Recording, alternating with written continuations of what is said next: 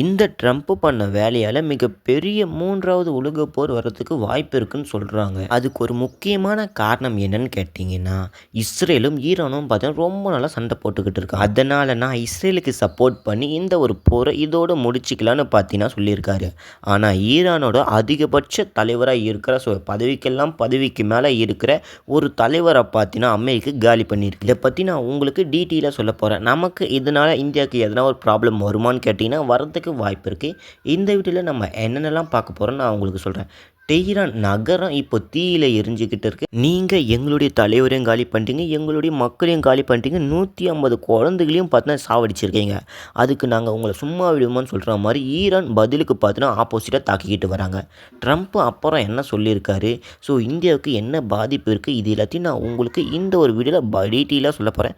நம்ம சேனலுக்கு நீங்கள் புதுசாக வந்தீங்கன்னா சப்ஸ்கிரைப் பண்ணிட்டு வீடியோ முழுசாக பாருங்கள். அப்போ தான் நாட்டில் என்ன நடக்குதுன்னு தெரிஞ்சுக்க முடியும். ஈரானுக்கும் இஸ்ரேலுக்கும் பார்த்தா ரொம்ப நாளாக பகை இருந்துக்கிட்டு தான் இருக்குது. ஸோ அவங்க கிட்டத்தட்ட பல வருஷமாக பார்த்தோன்னா சண்டை போட்டுக்கு தான் இருக்காங்க. அதுக்கப்புறம் என்ன ரீசெண்டாக பார்த்தோன்னா பிப்ரவரி 28 இந்த வருஷம் 2026 பார்த்தீங்கன்னா உண்மையான போர் பார்த்தா தொடங்க ஆரம்பிச்சது. ஆரம்பத்தில் இஸ்ரேலுக்கு சப்போர்ட்டாக அமெரிக்கா பார்த்தீங்கன்னா ஒரு என்ட்ரியை கொடுத்து ஈரானோட டெஹ்ரான், இஸ்ப்ரான் இந்த மாதிரி ஒரு சில ஃபேமஸான இடங்களை பார்த்தீங்கன்னா அடித்து காலி பண்ணிட்டாங்க. இதில் ரொம்பவுமே முக்கியமான விஷயம் என்ன, ஈரானோட உச்ச தலைவரான கமோனி அவங்கள பார்த்தீங்கன்னா காலி பண்ணியிருப்பாங்க. எரிஞ்சுக்கிட்டு இருக்கிற நெருப்பு மேலே எண்ணெயை ஊற்றுன மாதிரி இந்த மாதிரி பண்ணதால் ஈரான் பார்த்தீங்கன்னா பயங்கரமான கோபத்துக்கு போய் அவங்க காலி பண்ணியே ஆகணும்னு பார்த்தா முடிவுக்கு எடுத்துட்டாங்க. அப்புறம் என்ன, இஸ்ரேலும் அமெரிக்காவும் ஒன்றா சேர்ந்து பார்த்தா ஈரானோட கப்பற்படை, அதுக்கப்புறம் விமானப்படை இது எல்லாத்தையும் பாதிக்கு பாதி க்ளோஸ் பண்ணி முடிச்சுதான் பார்த்தா ட்விட்டரில் அப்லோட் பண்ணுறாங்க. இந்த வார் இன்னும் வெறித்தனமும் போகிறதுக்கு ஒருத்தவங்க பார்த்தீங்கன்னா பயங்கரமான வெயிட்டிங்கில் இருக்காங்க. அது வேற யாரும் இல்லை, நார்த் கொரியா. யாராச்சும் என் கூட சண்டைக்கு வாங்கடான்னு பார்த்தீங்கன்னா காத்துக்கிட்டு இருக்காரு. என் பக்கம் ஒரு குண்டு, ஒரு துப்பாக்கி சவுண்டு, ஒரு புகை வந்தால் கூட நீங்கள் காலிடா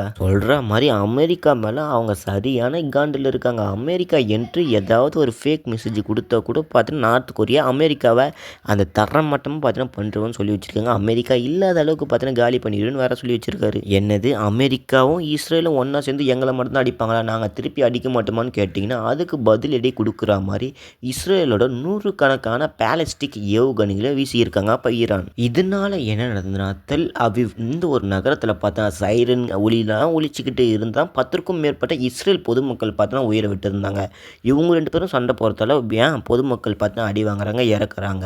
சம்மந்தமே இல்லாத அமெரிக்கா பார்த்தா என்ட்ரி கொடுத்துட்டு இப்போ பயங்கரமான நிலைமைக்கு பார்த்தா 2 நாளையும் கொண்டு போய்கிட்டு இருக்காங்க. அது மட்டும் இல்லை, லெபனான், ஹெஸ்புல்லா இந்த மாதிரி பகுதியிலையும் பார்த்தா ஈரான் குறி வச்சு தாக்குறதாகவும் சொல்லியிருக்காங்க. மோஸ்ட்டாக பார்த்தீங்கன்னா எல்லா பகுதியும் நாங்கள் அட்டாக் பண்ணி இஸ்ரேலை காலி பண்ணாமல் விட மாட்டோம், சிங்கிள் கண்ட்ரியை பார்த்து நின்று போராடிக்கிட்டு இருக்காங்க. என்னது அவங்களுடைய தலைவரையும் காலி பண்ணாலும் நாங்கள் நின்று போராடணும்னு சொல்கிற மாதிரி சண்டை போட்டுக்கிட்டு இருக்காங்க ஈரான். இதுக்கு அமெரிக்காவோட அதிபராக இருக்கிற டொனால்ட் ட்ரம்ப் என்ன சொன்னாங்கன்னு தெரியுமா, நேற்று ஒரு எக்ஸ்பீஜில் பார்த்தீங்கன்னா அவங்க போட்டிருப்பாங்க, ஈரானுக்கு எந்த ஒரு ஒப்பந்தமும் எங்கள் கூட கிடையாதுப்பா இனிமேல்.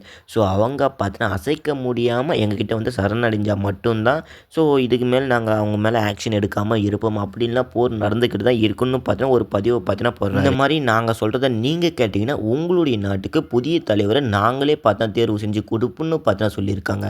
ஸோ ஆனால் ஈரான் இதுக்கு என்ன பதில் சொல்லியிருப்பாங்கன்னு தெரியுமா, கிட்டத்தட்ட 1300க்கும் மேற்பட்ட பொதுமக்கள் பார்த்தா உயிரை விட்டுருக்காங்க. ஸோ இதுக்கு இனிமேல் நீங்கள் சொல்கிறதெல்லாம் நாங்கள் கேட்டுக்கிட்டு இருக்கணுமான்னு இந்த ஒரு கேள்வி பார்த்தா எல்லாருக்குமே வந்திருக்கும்.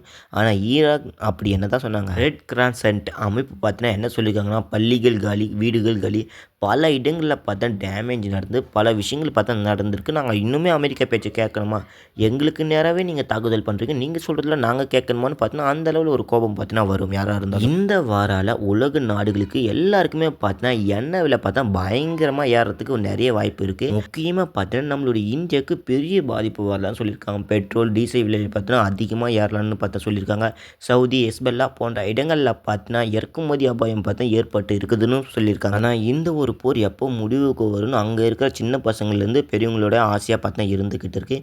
ஏன்னா அந்த அளவில் பார்த்தா செம்ம டேமேஜ் நடந்திருக்கு 2 நாட்டுகளும் இடையே. எல்லாருமே உலக அமைதியை நோக்கி தான் பார்த்தா போய்கிட்டு இருக்காங்க. ஸோ அதனால் லேட்டஸ்ட் அப்டேட் உங்களுக்கு வேணுமா கீழே கமெண்ட் பண்ணுங்கள். ஸோ வீடியோ பிடிச்ச லைக்கை கொடுத்துட்டு சேனலை சப்ஸ்கிரைப் பண்ணிட்டு உங்கள் ஃப்ரெண்ட்ஸுகளை ஷேர் பண்ணிவிடுங்க. அப்போ தான் தினமும் ஒரு கண்டென்ட்டை நீங்கள் ஈஸியாக தெரிஞ்சிக்க முடியும். மறக்காமல் பண்ணுவீங்கன்னு நினைக்கிறேன். நம்ம நெக்ஸ்ட் வீடியோவில் சந்திக்கலாம். பாய்.